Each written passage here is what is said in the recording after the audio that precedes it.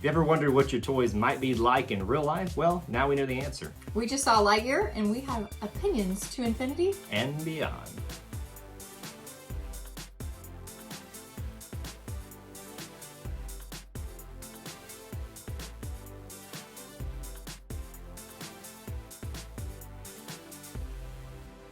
Hey everybody, welcome back to Eye2Eye, the place where we talk about anything and everything Disney. My name's Kyle. And my name is Jessica. And before we get started, if you haven't already, please consider subscribing to our channel and turning on that notification bell so you don't miss any of our content. It's time for another movie review, and it's going to be spoiler-free. This time we're reviewing Lightyear, which is not about the toy, but it is about the person. the story behind the toy that Andy had. This is the way they phrase it, and they even say, this is, I guess, somewhat kind of spoiler, but I think they've even said it in the thing.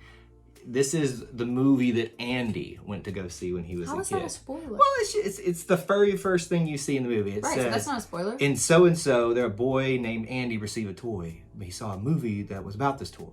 This is that movie. So that's just like giving you insight into what the first actual scene is, or words on the screen are. So it's nothing like what I thought it was going to be, because I thought it was going to be like Buzz's origin story, I guess? Yes. So that's one thing to talk about here. So this is an origin story, but it is an origin story, but it's not the origin story that I think a lot of people expected. It's like you got how Buzz was going to became the hero that we all know and love that deserved being made a toy of, but not how he got to even the process of being a space ranger. I think that's what, when I hear origin story, I mean like, how did he become a space ranger? Yeah. So it's not that. Don't go into it thinking it's that, because you'll be disappointed. But there is some cool things about why Buzz is the way he is, why he says certain things, there all that are kind a lot of stuff. Of great things about this movie. I'm not saying it's a bad movie. I'm just saying it's not what you might think it is. Yes, it is. It's definitely a little bit different, and I think that kind of throws people off. But for me, and we'll get into this in just a little bit here, I thought the more I watched the movie, the more I got into it over time. And not that I came in with any preconceived notions that I was going to not like it. I was excited for this.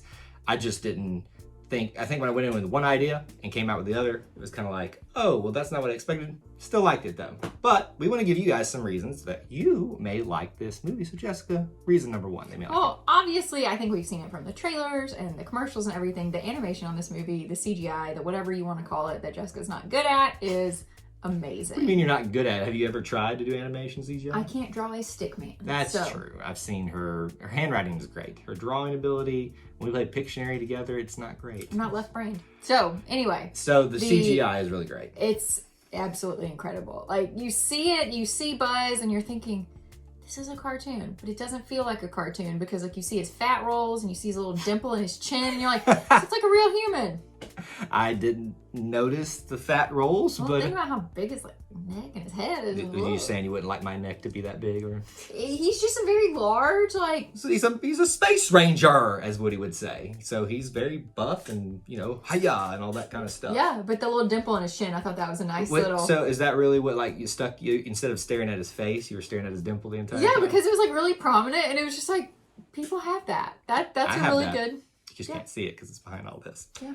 I think it was great too because of that CGI, but mainly because of just being in space, the visuals of that. And obviously it's not trying to look real world. It's, the Pixar type of stuff. But I liked when they were in space and how they showed going into hyperspace or going fast. That was really cool. The animation behind it, that was really, really, really cool. And I think, you want to evoke some things like Star Wars, obviously, but you don't want to be just like it. And so I thought they did a good No, it was cartoony enough during those scenes that you're like, you don't even think Star Wars. Yes. You definitely just think Lightyear. Yes, it was. I'll give you reason number 2 that you're going to like this film, and that is the nostalgia factor, which is odd because technically this is a prequel to Buzz the toy, But I think because we all know Buzz as the toy, and we love him from Toy Story and all of those movies. Yes. It's kind of nice to get a reminder of him as a person, which is weird. This is just very like movie Inception. It's just odd, but it's cool. A lot of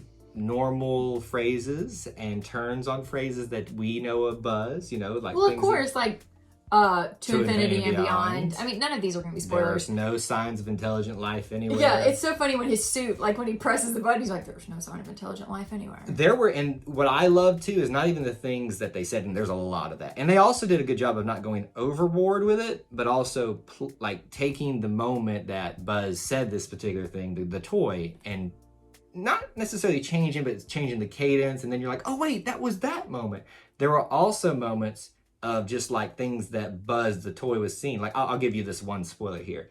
That when they first get on that planet and he's in his suit in the helmet and you can see there is reflection on the inside of it. That's what it was for Buzz the toy when he first got to Andy's room. Yeah, not like, a spoiler again. When that happened, I was like, okay, I'm in now, because they are really trying to say this is completely different, but you know it at the same time. And that's why the nostalgia factor is a good reason for liking that. And I'm going to do the last reason number 3, world building. And when I say that, I mean building a larger story that could be bigger and that could potentially mean more prequels, sequels, things like spin-offs, things like that. We all know about like, well, you don't because you didn't grow up on this, but I mean, I've heard of it, the Buzz Lightyear Space Ranger spin. Star Wars. That would be a ride, honey. But what's that thing called? Buzz Lightyear of Star Command, which was a cartoon. Oh, I was so close. Star Command, Space Ranger spin. Nah. So there's already been this attempt at building a larger world around the story of Buzz Lightyear, not the toy, but the man, the hero, the entity. The hero pre-toy. I know, Jessica's so confused by the inception of all this. The more you think about it, you're just like, wow, this is so dumb. I love it works. Like, I'm not saying the movie's dumb. It's just like this weird concept that I'm thankful that people have brains different than mine, because otherwise y'all would never get this film. I love the fact that they built a potential for a sequel. They also built the potential for playing off of certain characters. Like, there are twists on these characters that we might be familiar with here that take it in a completely different direction. But still, there's room to kind of go back and do some similar things if you want to, and do some new things. Because frankly, obviously we know about the team here that, you know, Buzz inadvertently has because of him being lost in time. Mainly the cat is the best part. Well, that's a spoiler for what Jessica's going to think coming up here. I like that this team is very reminiscent of the team he built in Buzz Lightyear Star Command. They were haphazard. They were falling apart, but yet somehow they worked together and figured it out. It kind of reminded me of, was it Clone Wars? The Bad Batch? Yeah. Even though those groups, they competent. actually like knew what they were doing, but it just kind of had that feel of, you know, 4 people who are just a ragtag group of humans that are brought together for a random common goal. Much like in Clone Wars. Yes. Even though they were competent and they could do what I was about to say, much more competent. Buzz was competent, but these other individuals... Was he though? Because they wouldn't have been in this predicament if he had been competent. Wow. Okay. Well, there's kind of a spoiler there. We'll keep moving right along Just there. a predicament. Stop saying spoiler. We're not spoiling anything. So the world building that takes place with this, even if they just do the one movie, which is probably going to be the case, I think that they have potential to do more if they wanted to do so. Sure. So there's that. All right. Favorite major character out of this one?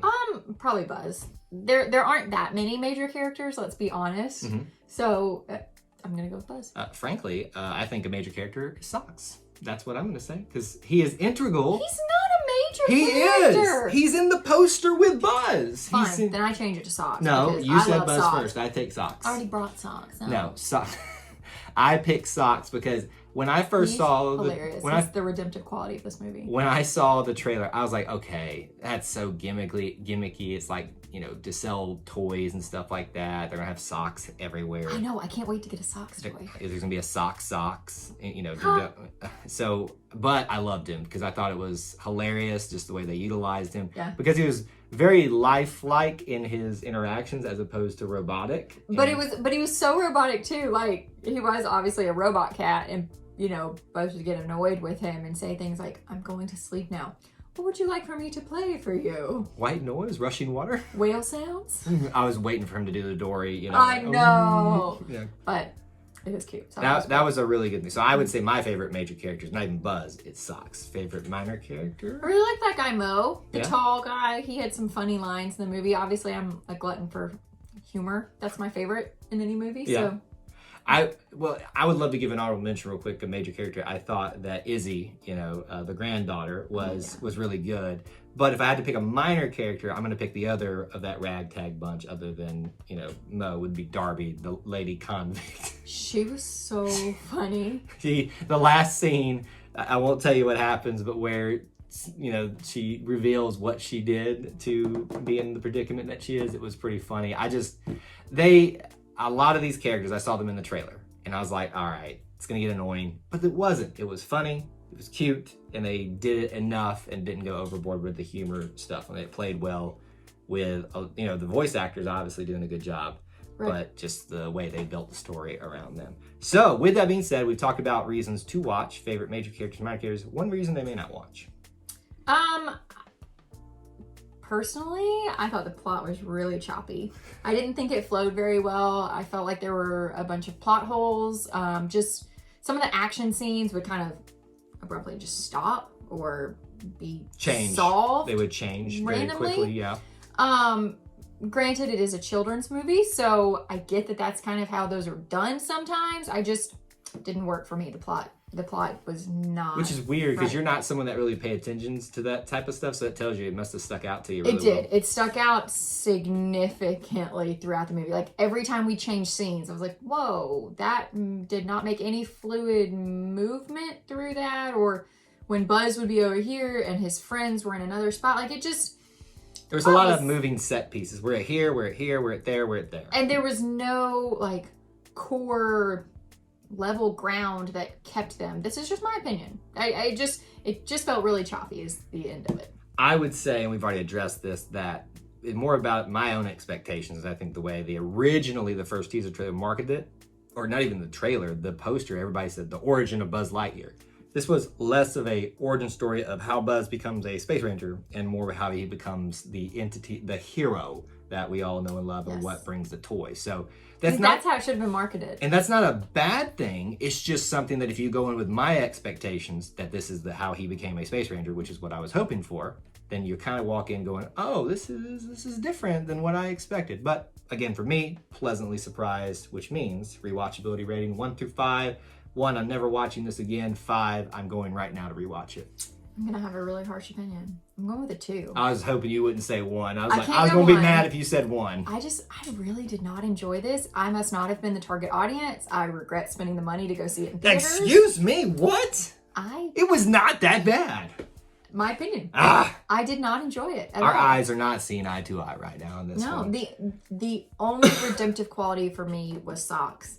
And even his portion of the movie was just choppy. It didn't fit. It didn't make any sense. So weird to hear you saying that because that's just not something that sticks out. Yeah, I think I'm hurt because I wanted to love this movie. I was really excited for it, and then just didn't meet any of my expectations. So 2. Well, there you go. Maybe it's really on just the marketing. For me, and mine, I'm just going to put it at a flat 3. But I also want to kind of caveat that when I say that, usually means that I can take it or leave it. Like I'm not going to be disappointed if I never saw it again, but I'm also going to not miss the opportunity to watch it again, if that makes sense. Like me, and if somebody wants to go see it, I'll be like, oh yeah, let's go watch that again. That was pretty good. I probably missed a few things.